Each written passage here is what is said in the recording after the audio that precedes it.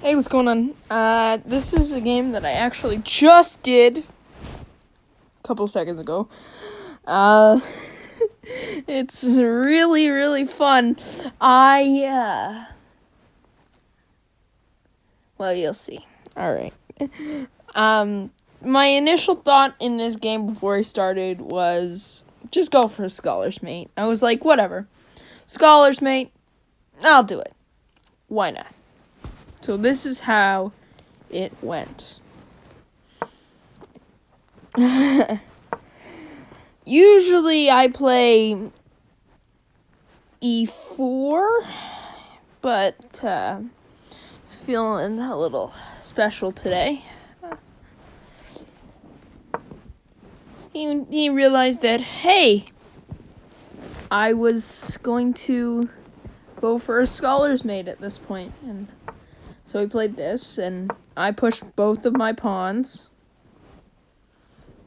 opening up my bishop, and he obviously saw that because his next move was queen to e7. Queen to e7, I think.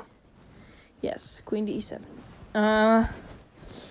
So right away, I decided, you know what, I'm just going to get rid of this knight. He moved his queen. So I stopped the Scholars Mate that he was trying to go on me really, really easily with knight to h3. He could take it, but why? He'd just be losing his queen, right? So he thought that was good.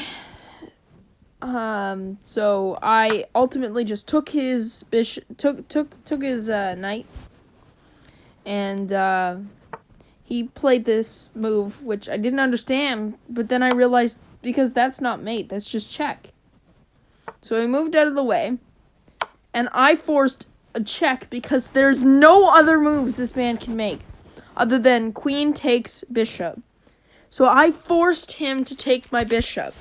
This was a great freaking game. I love this. So, anyways, so he takes, I take. He should resign at this point, but then he plays this move. I want him to take my my knight because it's the only thing. His rook is the only thing protecting him from my checkmate. So that's what I did. That's what he did. I don't understand why he did it, but he did. So he took this, and I check. He moves over here, and I check. He goes over here, and I move my rook over to attack his bishop. He could push the pawn, but he doesn't because he's weird. So he moves his bishop back to h5. Oh, and then I pushed this pawn because my goal was to move my rook on that file, on the F file, so I could check with my queen on that file. So, yeah, that was my strategy.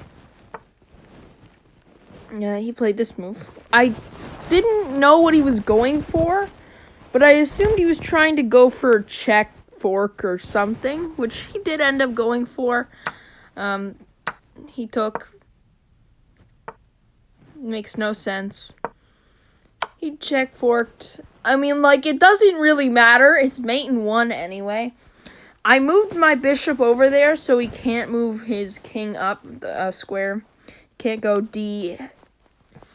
Can't go d7 with his king. So the moment I move my queen to f8, it's checkmate.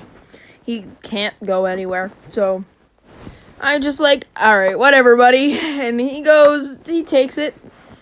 Oh, I bet you guys can't guess what my next move is. Checkmate.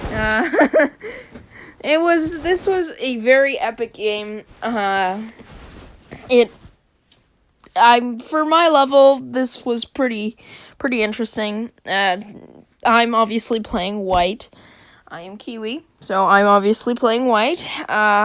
Even if he had his king on the white square before I moved it down or something like that. That's not even possible. That's not even legal. So, but even if I didn't have my bishop there, I would just move my rook in front of my queen and just mate. So, in either way, it's pretty well checkmate. Or I would win the rook. So either way, I'm winning.